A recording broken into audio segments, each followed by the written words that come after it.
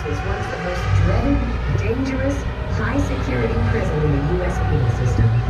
You had to commit a serious crime and be a major threat to the safety of other prisoners in order to get sent to Iraq.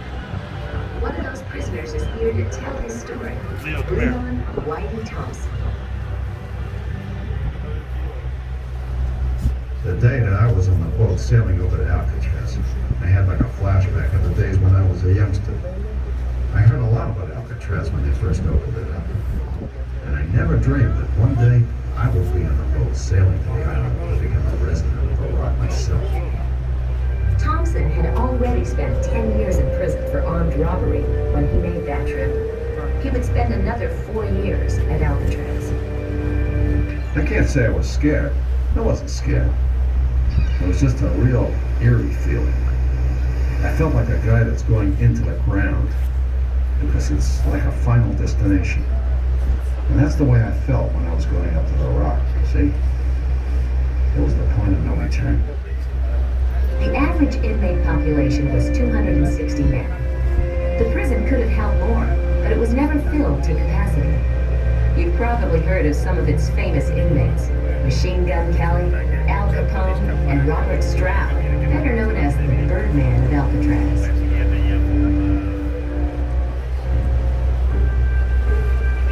Inmates spent most of their time in their cells or at their work assignments. The prison had some industries like a furniture shop, a place where the inmates made brushes, and a tailor shop. Other work assignments like the laundry kept the place running. You can see some of the laundry buildings along the shoreline. Above them, on top of the hill, is the prison's water tower. Alcatraz really is a rock.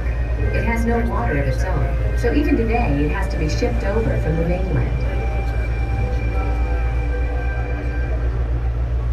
Now look at the big building way up on top of the hill. That's the cell block.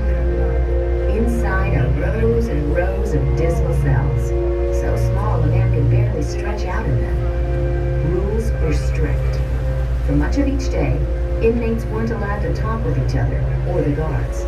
No radios, no cards or letters, and relatives could only visit 2 hours per month. The psychological toll was great, said to make mean men even meaner. The routine is what was a killer on the island. It was so monotonous. You know, every day was the same thing. And if you asked me what I did last Thursday, I couldn't tell you, because the days all ran together.